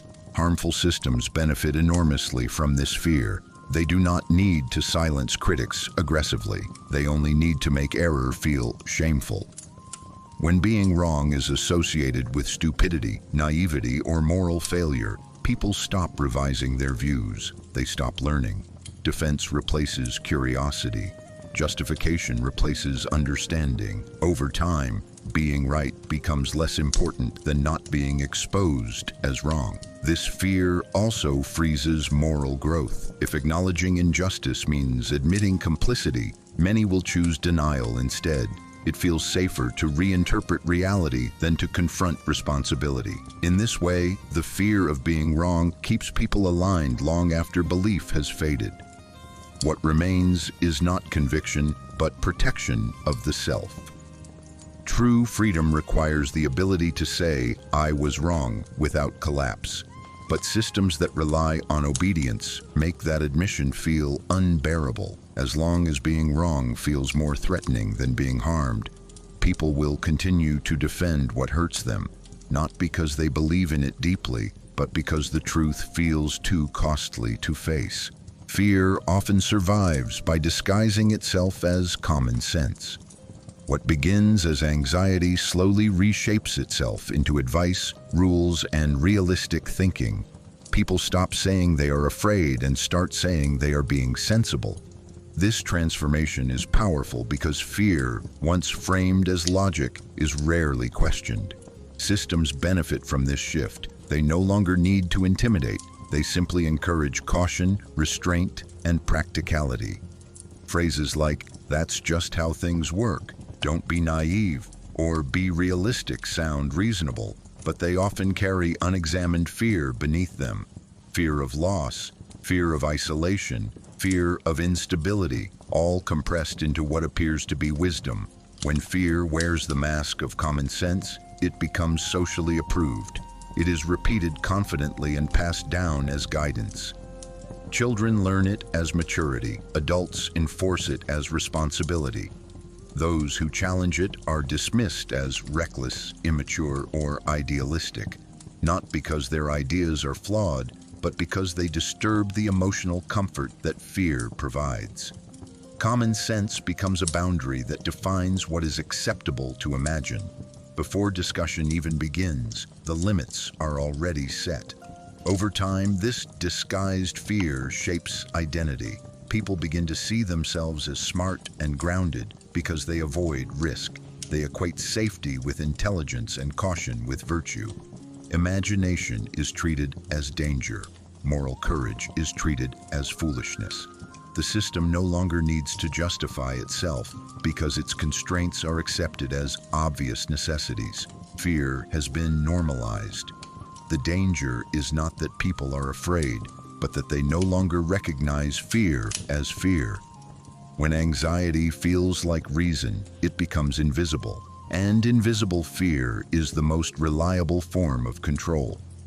As long as fear continues to sound like common sense, people will protect the systems that confine them, believing they are simply being practical, while quietly surrendering the possibility of change.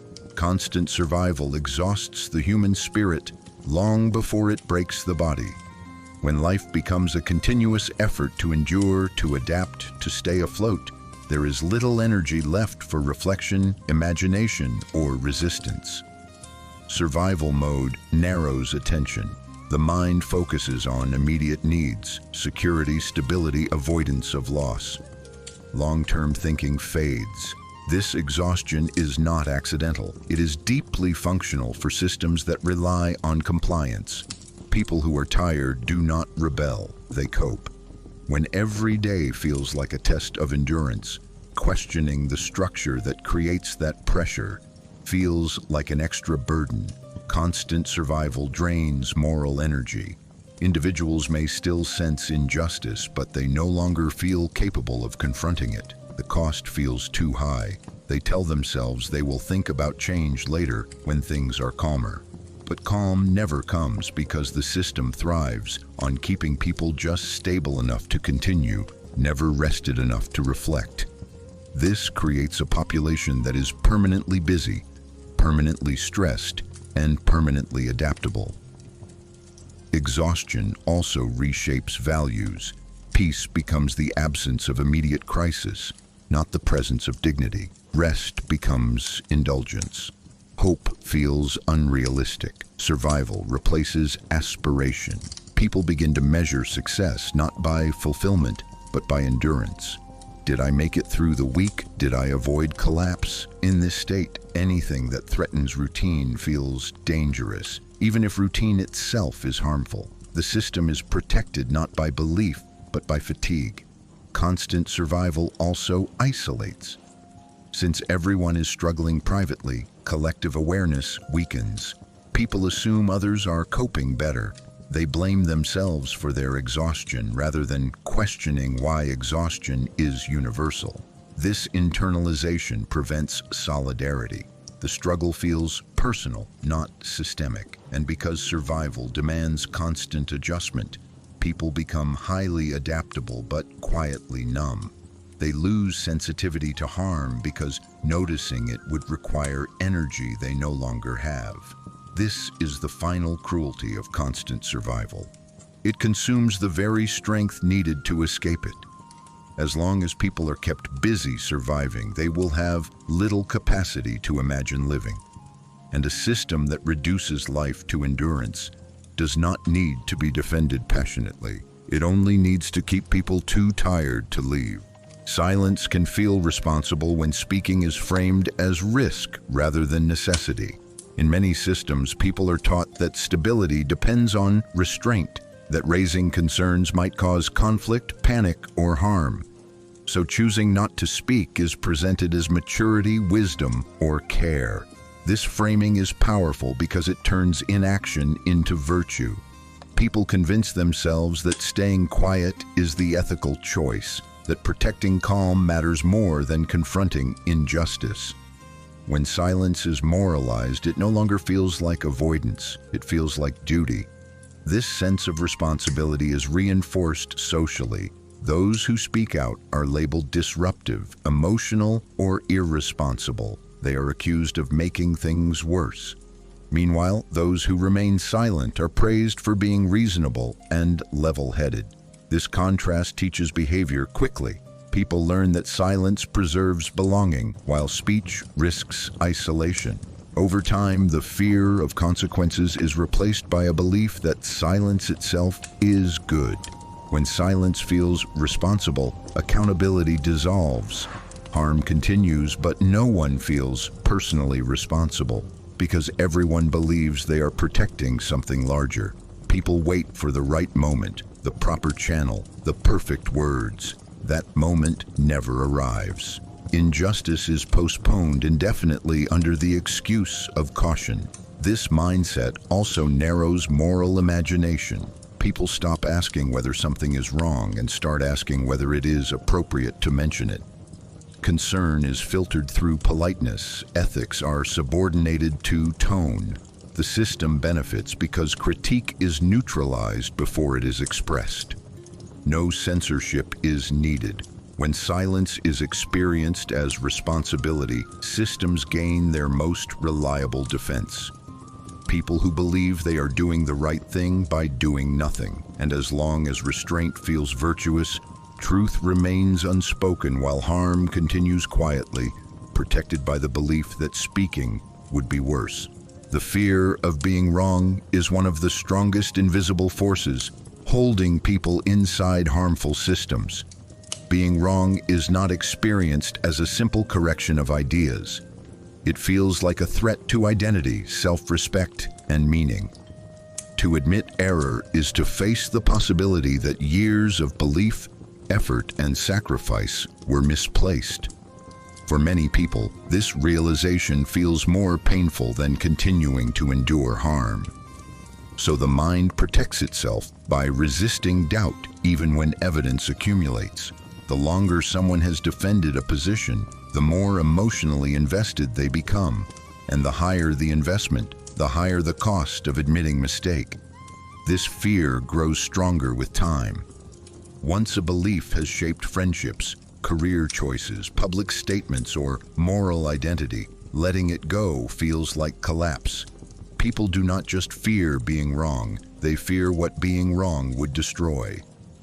If I was wrong, what does that say about my judgment? If I was wrong, what was all that suffering for? If I was wrong, who am I now? These questions are destabilizing, so instead of revising beliefs, people reinterpret reality. They explain away contradictions. They attack messengers. They narrow what counts as acceptable evidence. This is not dishonesty. It is psychological self-defense. Social pressure intensifies this fear. Being wrong in private is uncomfortable.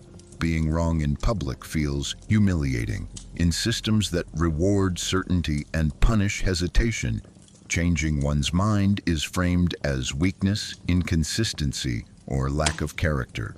People learn that confidence matters more than accuracy. As a result, they cling to positions not because they believe deeply, but because retreat feels socially dangerous. The fear of ridicule, loss of status, or exclusion keeps people frozen, even when doubt grows internally. Harmful systems exploit this fear expertly. They moralize correctness. They attach virtue to loyalty and shame to revision. Once being wrong is associated with stupidity, immorality, or betrayal, people stop learning. They stop updating. They stop listening. Defense replaces curiosity. Justification replaces understanding. The system no longer needs to suppress dissent. Individuals suppress themselves to avoid the pain of admitting error. This fear also blocks moral responsibility. If acknowledging injustice means acknowledging participation, many will choose denial instead. It feels safer to protect a flawed belief than to confront complicity. In this way, the fear of being wrong becomes a prison. It locks people into past versions of themselves, even as reality changes around them. True growth requires the ability to say, "I was wrong," and survive that realization. But systems built on obedience make that admission feel catastrophic. As long as being wrong feels more dangerous than being harmed, people will continue to defend what hurts them. Not because they believe it is right, but because the truth feels too costly to accept. There is a moment, quiet, almost invisible, when you realize you are not free. And what defines that moment is not fear. It is not shock. It is what comes after. You notice the limits. You sense the constraints. You recognize the patterns shaping your choices. You see how narrow the path really is. And for a brief second, clarity appears. This is not freedom. This is permission. This is not choice. This is management. But then nothing happens. You return to routine. You adjust. You continue. That moment passes without action. This is one of the most decisive points in a person's life, not because of what is understood, but because of what is accepted. Realizing you are not free does not automatically lead to resistance. More often, it leads to accommodation. The mind calculates risk. The cost of disruption feels too high. The consequences of action feel immediate, while the consequences of inaction feel distant. So you postpone. You tell yourself it is not the right time, that you are not ready, that others will act, that things are not bad enough yet. This delay feels reasonable, but delay is how acceptance is born. Doing nothing after awareness is not laziness. It is a psychological negotiation. You trade freedom for stability. You trade agency for safety. You convince yourself that awareness alone is enough, that seeing is the same as resisting, but awareness without action slowly transforms into resignation. The truth becomes background noise, something you know, but no longer respond to. This is how people learn to live inside contradictions. They know the system limits them, yet they participate.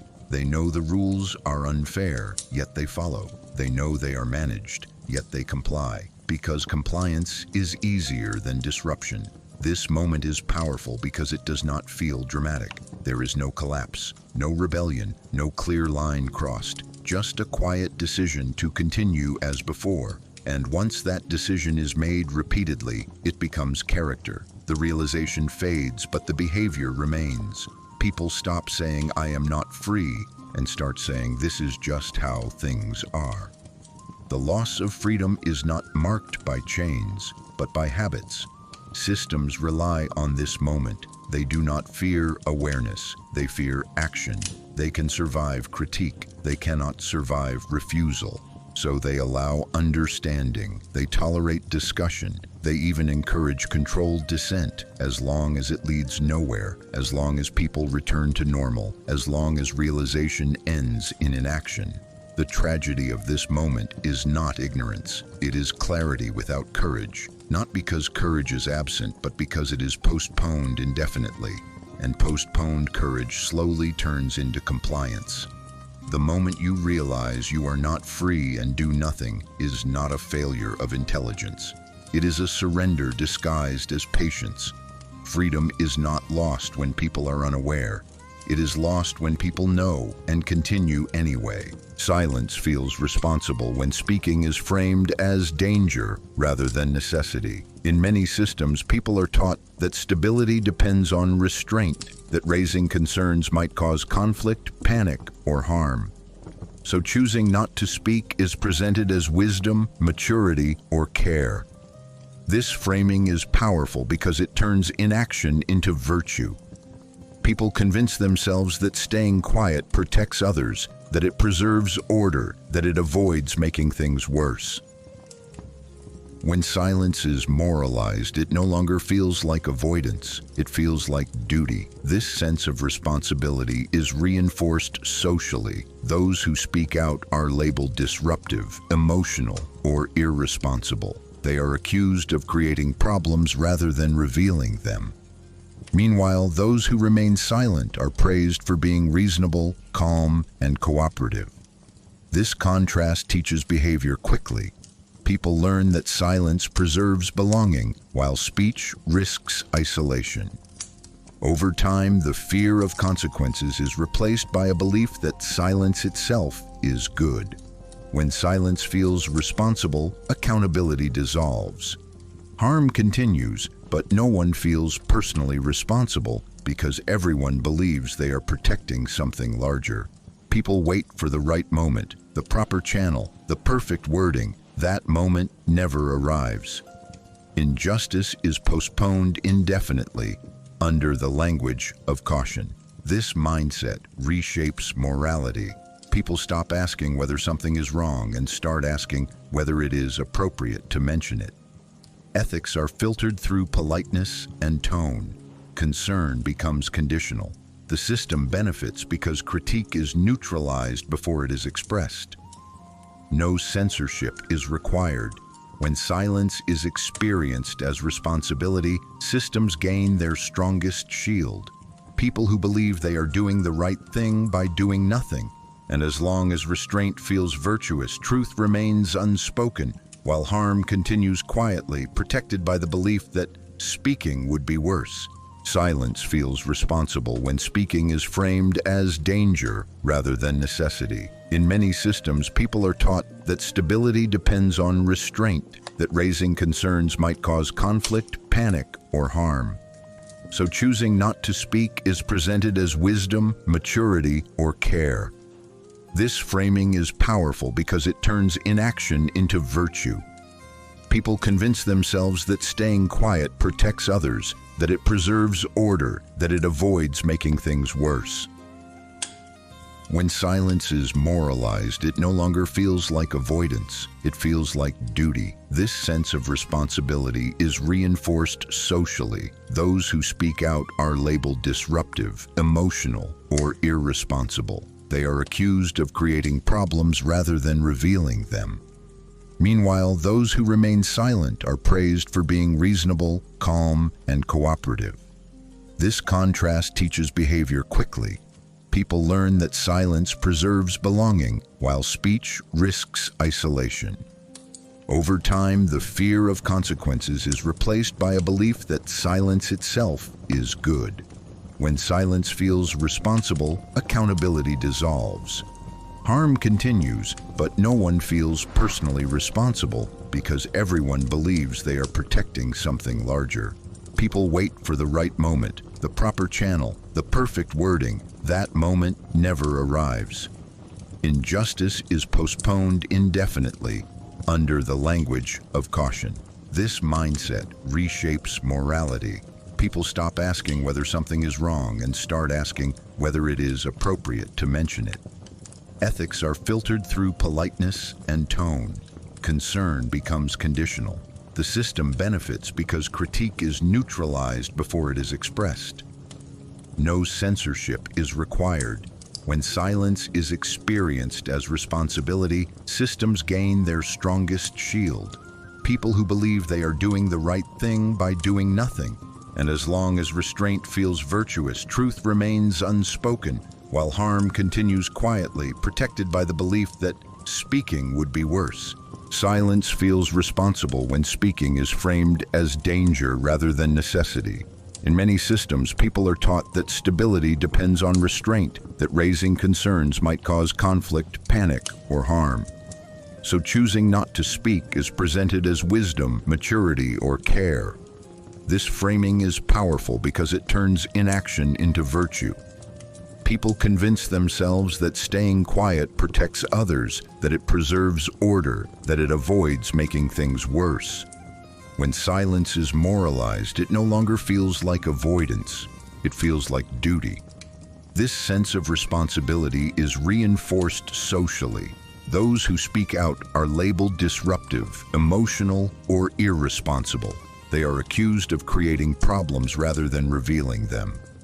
Meanwhile, those who remain silent are praised for being reasonable, calm, and cooperative. This contrast teaches behavior quickly. People learn that silence preserves belonging, while speech risks isolation.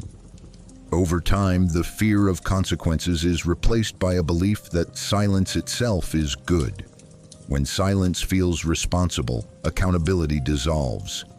Harm continues, but no one feels personally responsible because everyone believes they are protecting something larger. People wait for the right moment, the proper channel, the perfect wording. That moment never arrives. Injustice is postponed indefinitely under the language of caution. This mindset reshapes morality. People stop asking whether something is wrong and start asking whether it is appropriate to mention it. Ethics are filtered through politeness and tone. Concern becomes conditional. The system benefits because critique is neutralized before it is expressed. No censorship is required. When silence is experienced as responsibility, systems gain their strongest shield. People who believe they are doing the right thing by doing nothing, and as long as restraint feels virtuous, truth remains unspoken, while harm continues quietly, protected by the belief that speaking would be worse. Human history is full of artists who tried to make the world more beautiful. George Grosz was not one of them. He did not paint to comfort. He did not paint to inspire hope. He painted to accuse. Grosz looked at his society and saw something rotten beneath the surface of respectability. Politicians speaking about honor while selling death. Generals preaching patriotism while sending others to die. Priests talking about morality while standing next to power. Citizens smiling in cafes while the world collapsed around them. And instead of looking away, he sharpened his pencil. This video is not about style. It is not about technique. It is about why one man chose to turn art into an act of defiance. Grosz lived in a time when people desperately wanted normality. After war, after humiliation, after collapse, society wanted stability at any cost. And that is exactly what frightened him. because when people want comfort more than truth, they stop asking dangerous questions. Gross understood something most people didn't want to admit, that cruelty does not always arrive screaming. Sometimes it arrives wearing a suit. Sometimes it smiles. Sometimes it asks to be respected. His drawings are ugly on purpose. Faces are distorted. Bodies are grotesque. Expressions are exaggerated to the point of discomfort, not because Gross lacked skill, but because he believed a beautiful lie is more dangerous than an ugly truth. He refused to idealize his time. He refused to romanticize suffering, and for that, he was hated, censored, and put on trial. People accused him of being immoral, but what they really feared was that he was accurate. This is what makes Gross unsettling even today. He does not belong safely in the past. His work feels uncomfortably modern because the systems he mocked still exist. The hypocrisy he exposed never disappeared. It simply learned how to speak more politely. This video explores George Gross not as a painter, but as a mirror held up to society. A mirror people tried to smash because they didn't like what they saw. If you are looking for comfort, this is not the right place. If you want heroic stories, noble leaders, or moral simplicity, you will not find them here. But if you are willing to look at power without makeup, at society without excuses, and at art that refuses to flatter its audience, then stay.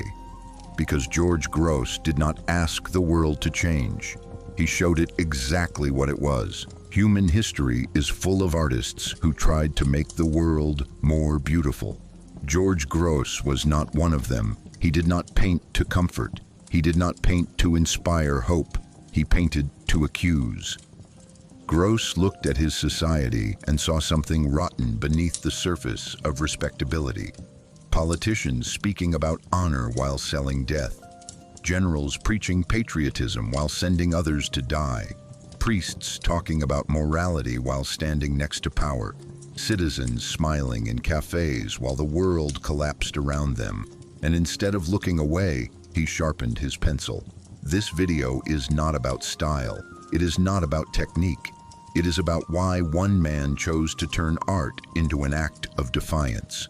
Gross lived in a time when people desperately wanted normality. After war, after humiliation, after collapse, society wanted stability at any cost. And that is exactly what frightened him. Because when people want comfort more than truth, they stop asking dangerous questions. Gross understood something most people didn't want to admit, that cruelty does not always arrive screaming. Sometimes it arrives wearing a suit. Sometimes it smiles. Sometimes it asks to be respected. His drawings are ugly on purpose. Faces are distorted. Bodies are grotesque. Expressions are exaggerated to the point of discomfort, not because Gross lacked skill, but because he believed a beautiful lie is more dangerous than an ugly truth. He refused to idealize his time. He refused to romanticize suffering, and for that, he was hated, censored, and put on trial. People accused him of being immoral, but what they really feared was that he was accurate. This is what makes Gross unsettling even today. He does not belong safely in the past. His work feels uncomfortably modern because the systems he mocked still exist. The hypocrisy he exposed never disappeared. It simply learned how to speak more politely. This video explores George Gross not as a painter, but as a mirror held up to society. A mirror people tried to smash because they didn't like what they saw. If you are looking for comfort, this is not the right place. If you want heroic stories, noble leaders, or moral simplicity, you will not find them here. But if you are willing to look at power without makeup, at society without excuses, and at art that refuses to flatter its audience, then stay. Because George Gross did not ask the world to change. He showed it exactly what it was.